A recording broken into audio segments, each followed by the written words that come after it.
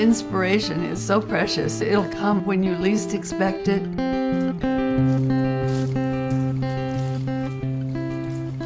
So much of my work is environment, where I am, what's happening there.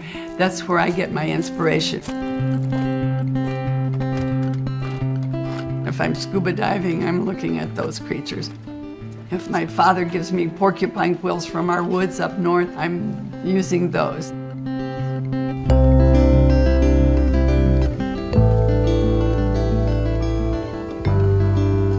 I don't do shock value things. I'm not out to make big political statements. I think art should be beautiful. I think it should give you pleasure.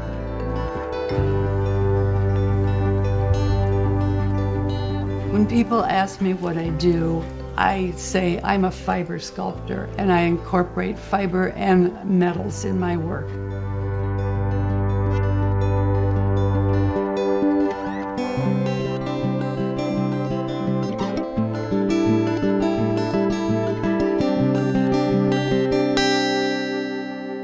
Over a period of 30 years or 35 years, my work has evolved. I began with my exploratory period when I was really trying out all the different techniques of basket making and found that coiling was the one I loved the most.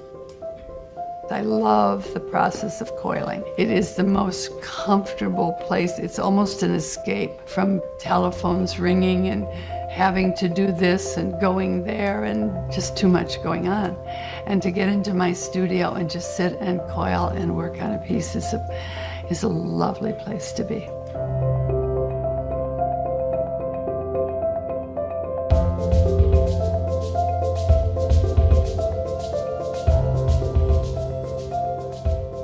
Years ago, I took a workshop from Diane Itter, who was a fiber artist who did flat pieces, but in knots and beautiful patterns of color.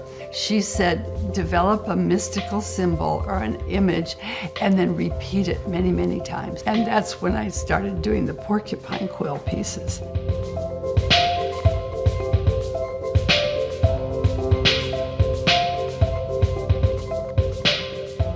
That became my real identity, my real national identity, and that was recognized in my first museum purchase.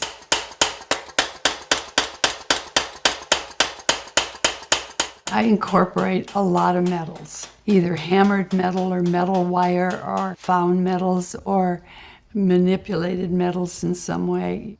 This is where I do the torching of the metals. I use a MAP gas, which is hot enough to melt the copper and also to blacken and do gradations of the other metals that I use. All the materials are untreated so that they will, over time, oxidize. Copper darkens a bit. The rust may rust more. I'm also sort of celebrating aging of materials, and I think that that's something that can be very beautiful. Sometimes I make just all iron figures, iron armature wrapped with iron wire, and I leave them outdoors for a few weeks, and I get this nice rusty coating, and I use those in some of the pieces. Sometimes I need to burnish them a little bit with a wire brush and just loosen some of the oxidation, and then these pieces incorporate into other wall panels usually.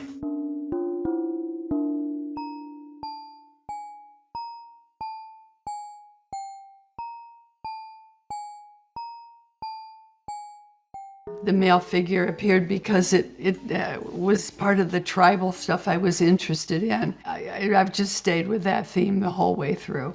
And then I say, of course, I like men, so that's okay with me too. But that isn't the idea. The idea is that they make an excellent symbol because in so much tribal work, the male figure was rather dominant and the men were very dominant. But that isn't because I think they're dominant. I think it's just they make an interesting image. I know I get a lot of people going about men on them, and I'd like to be as neutral about that as possible because I just think it's not a big deal.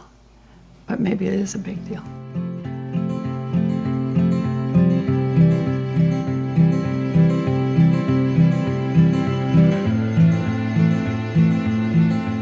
summer of 2015, I had a very special exhibit at the Textile Center in Minneapolis. This was a retrospective of my work and about a 35-year career. It was wonderful to be able to pull all that much work together.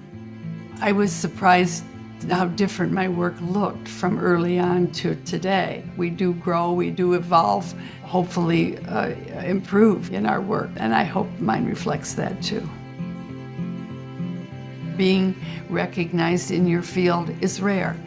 There are many, many artists out there who get various ranges of success, but I feel very fortunate to have this work. I love doing the work so much.